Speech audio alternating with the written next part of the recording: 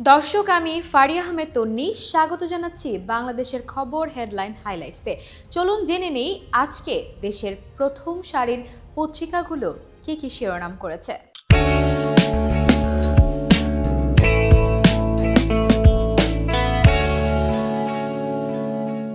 শুরু করছি বাংলাদেশের খবরের শিরোনাম দিয়ে।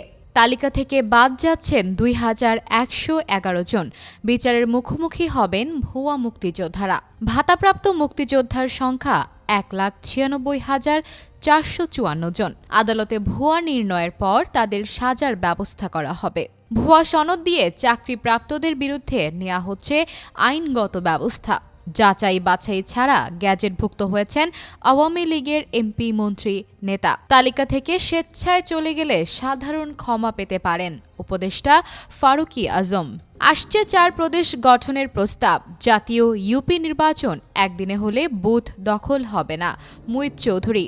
Dhaka to Agartala long march, ভারতকে প্রভুত্ব ছাড়ার বার্তা। আগরতলা সীমান্তে সতর্কতা বাড়িয়েছে ভারত। আখাউড়া স্থলবন্দরে নিরাপত্তা জোরদার করছে বাংলাদেশ। রাজনৈতিক পট পরিবর্তন, ব্যাংকে কমেছে কোটিপতির অ্যাকাউন্ট। ব্যাংকের প্রতি আস্থাহীনতা কোটি টাকার অ্যাকাউন্ট কমার অন্যতম কারণ। সৈয়দ মাহমুদুর রহমান, প্রধান নির্বাহী কর্মকর্তা, mutual trust bank.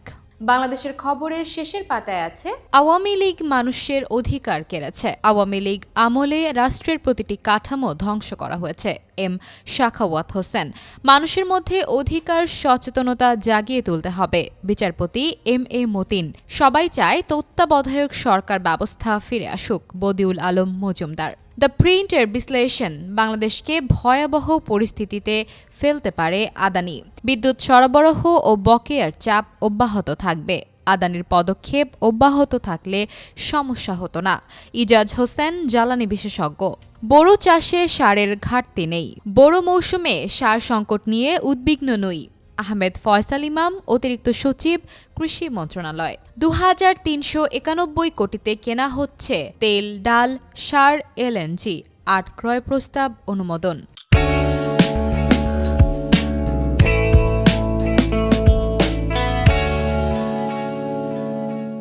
Bangladesh news শিরোনাম করেছে, TIB urges ACC leaders to disclose assets, ensure transparency. The new leadership should clarify their positions on any allegations of abuse of authority, irregularities or corruption during their professional careers. Japanese traders will continue to invest in Bangladesh. Outgoing Japanese ambassador to Bangladesh, Iwama Kiminori, speaks with Chief Advisor Professor Muhammad Yunus at the State Guest House Jamuna in Dhaka. IMF urges Bangladesh to adopt market-driven exchange rate. Bangladesh Newsের শেষের পাতায় রয়েছে, 72 piece accounts spreading anti-Bangladesh misinformation located in India. Rumor scanner analysis shows that the misinformation spread about Bangladesh on X after August has been viewed at least 200 million times, as one of these posts has been viewed more than 10 million times. 1,657 millionaire accounts disappear following Hasina's ouster. Names of 2,111 freedom fighters under 12.5 years to be excluded. The ministry has set the minimum age at 12 years and 6 months, but 2,111 freedom fighters fall below this age limit. Combating cervical cancer. 93% of eligible girls get HPV vaccine in Bangladesh. Every year, cervical cancer claims over 5,000 lives in Bangladesh.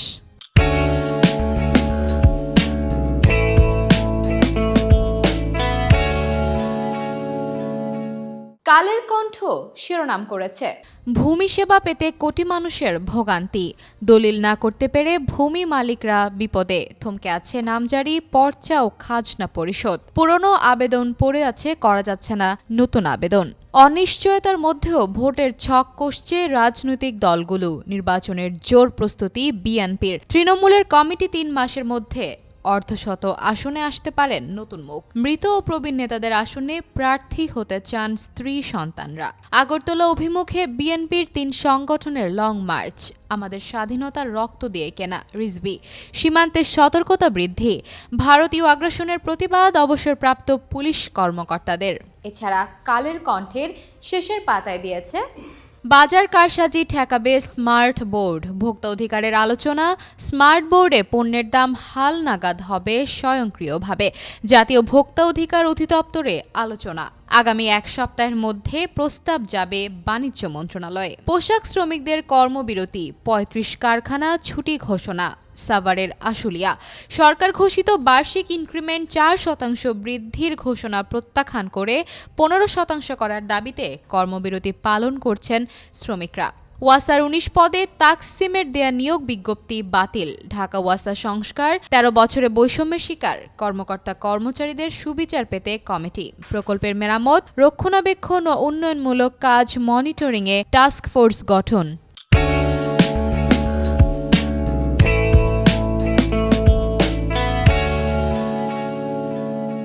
প্রথম আলোর আজকের শিরোনাম। ইসরায়েলের বেপরোয়া হামলা সংঘাত নতুন মোড় নিতে পারে। আওয়ামী ঘনিষ্ঠদের ঋণ দিয়ে নাজুক অবস্থায় জনতা ব্যাংক। রাষ্ট্রমালিকাধীন ব্যাংক। ব্যাংকটির 61% ঋণ খেলাপি। সার্বভৌমত্বের প্রশ্নে জনগণ আপোষহীন। বিএনপির 3 সংগঠনের লং মার্চ। ভারতের আগরতলা অভিমুখে লং মার্চ করে যুবদল, স্বেচ্ছাসেবক দল ও ছাত্রদল। আখাউড়া স্থলবন্দর মাঠে করা হয় সমাবেশ। প্রথম আলোর শেষের পাতায় রয়েছে বার্ষিক 9% মজুরি বৃদ্ধির সিদ্ধান্তে শ্রম অসন্তোষ। আশুলিয়ায় শ্রমিকদের কর্মবিরতি। 25 থেকে 30 কারখানার শ্রমিকেরা 15 থেকে 20% বার্ষিক মজুরি বৃদ্ধি। নিম্নতম মজুরি 25,000 টাকা নির্ধারণ সহ কয়েকটি দাবিতে কর্মবিরতি পালন করেন।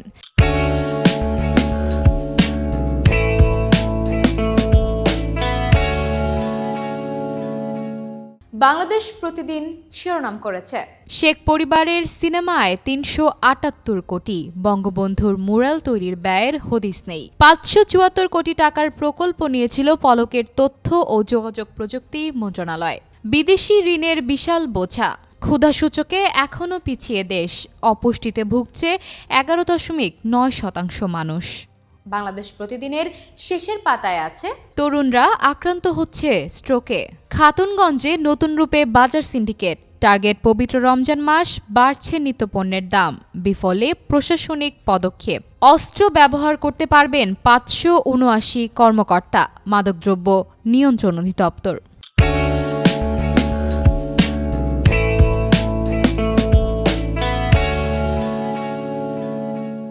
সমকাল শিরোনাম করেছে লং মার্চে ভারতীয় আগ্রাসন প্রতিহত করার ঘোষণা। যুবদল, স্বেচ্ছাসেবক দল ও ছাত্রদলের কর্মসূচিতে নেতাকর্মীর ঢল। সাম্প্রদায়িক যোগসূত্র মেলেনি 9 মৃত্যুর 8টিতে।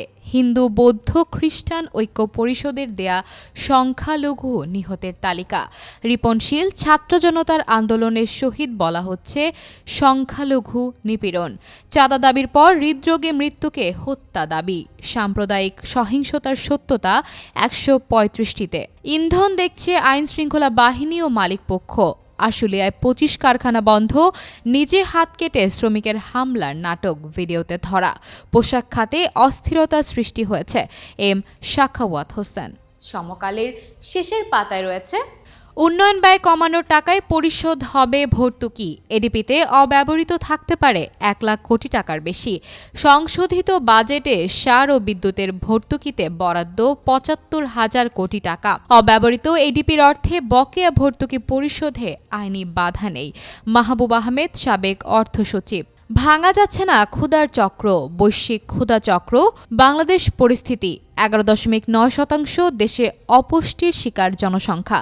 23.6%। 5 বছরের নিচে খর্বকায় শিশু। 70% ন্যূনতম খাদ্য গ্রহণের খরচ বেশি। 3% 5 বছরের কম বয়সে মৃত্যু। পট পরিবর্তনে স্থবির মুক্তিযুদ্ধের প্রকল্প। মুক্তিযুদ্ধ মন্ত্রণালয় অনুসন্ধান।